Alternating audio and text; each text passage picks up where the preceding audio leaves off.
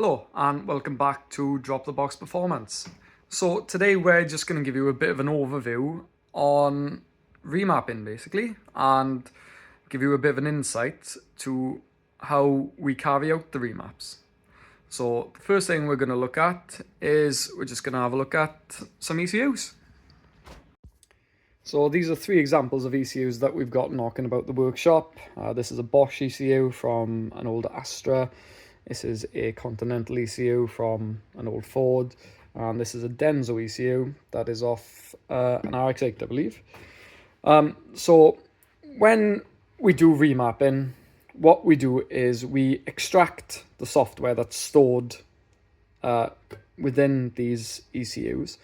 And then we load it up onto our laptop or computer and we use software editing programs to change the parameters of the ECU. So by doing that, we can enhance power and performance, or we can enhance emissions. We can do delete certain systems that are on there. We can add pops and bangs.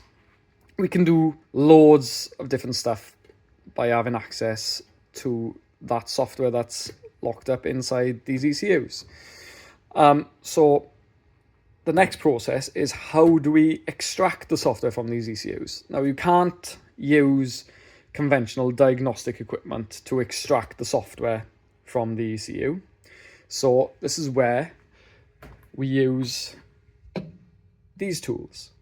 So these tools are for reading and writing software to the ECUs. So here's a little bit of a selection of tools that we have, and these tools basically cover anything from cars and bikes all the way up to trucks, buses, tractors, machinery, pretty much anything that has got an engine. So that's why we need a selection of tools, because they all have their positives and they all have their negatives, and they all have the potential to cover different vehicles that are on the market. So the way it works is we will plug one of these tools in, and that's through three different methods, which I will cover in a minute. So basically we connect one of these tools to the ECU, and then we extract the software, we edit it, and then we use the tools then to flash the software back on. So this leads me on now to different types of methods of reading the software. So the first method, we'd typically use this cable. So most of you will probably recognize this cable. So this is where we can use the OBD method.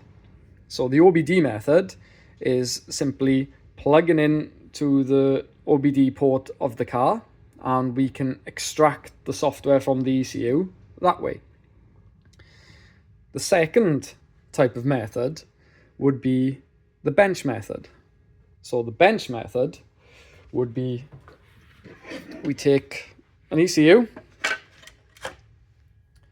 and we'd physically have to take the ECU out of the car for this, or at least disconnect the plugs. And then we'll take a cable that's similar to this. These are called breakout cables. So what we do then is we will manually pin out an ECU. So we'll connect various wires to different pins in the ECU. And then we'll connect one of these tools again to the end of this cable. And then we will perform a read. So we will read the software from this ECU via manually connecting it. So that's our second method, which is the bench mode. And our third and final method is a little bit more involved. Now, most of the time, we can just use those two first methods, either through the OBD or through the bench.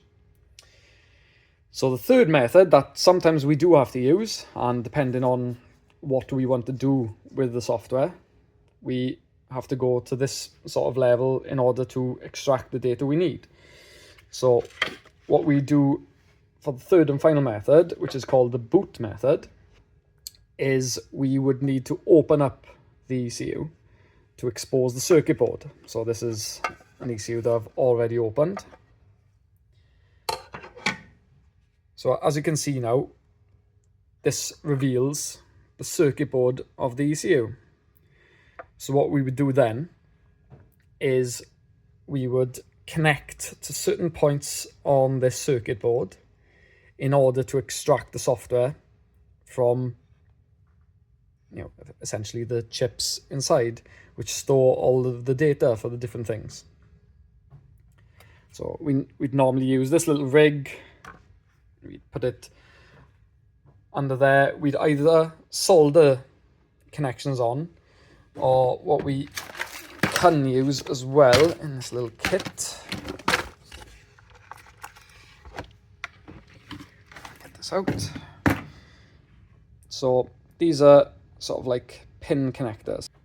So what we would do with this little pin is we'd select the right area where we want to connect to. So for argument's sake, we'll just use this big area here. We'll put the pin onto the location, and then it'll be held up then by the board. So what we do then is we'll connect our little wire to there, but it'll be run then to one of our reading tools. So we will perform the read directly off the circuit board. So that's how we would extract and read and write the software to ECUs. Those are the three different methods. So what we're going to do now is we'll jump over to the computer screen and we will show you what the software looks like once we extract it. So what we've done here is we've actually loaded a software read from a Skoda Kodiaq on this occasion. So this is what the software looks like. As you can see, it's basically lots of letters and numbers, and it doesn't really make any sense to anyone. Now if we go into 2D view, skim across here a little bit.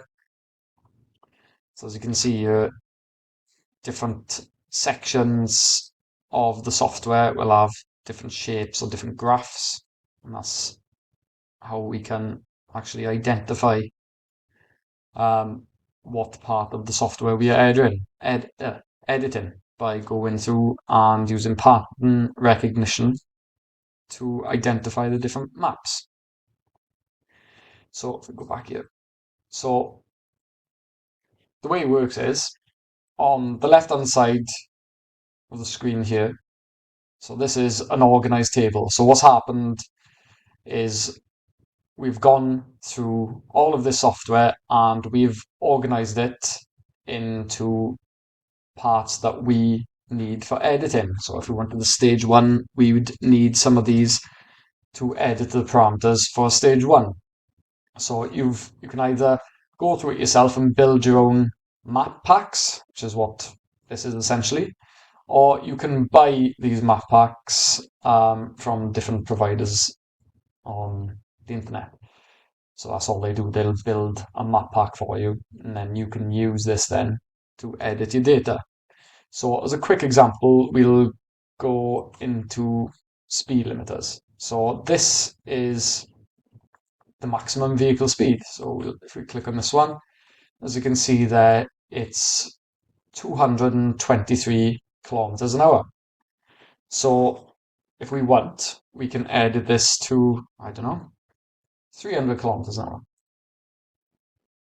So as you can see there, we've now edited that little bit of data to go from 223 kilometers an hour or whatever it was, and now the vehicle will be capable of 300 kilometers an hour. Now that's not necessarily saying that the vehicle can now go to 300 kilometers an hour. So all we've done here is change a limiter. So if it's got the capabilities of going to 300 kilometers an hour, it now can, because we've edited the limiter. Let's just go through another example. Torque limiters then. We'll go into the torque limiter. We'll go to one of the single value torque limiters. You can double click on that. So as you can see here, single value torque limiter for this is 400 newton meters. So what we can do is we can change that to 500 newton meters. Okay, and now the data has changed.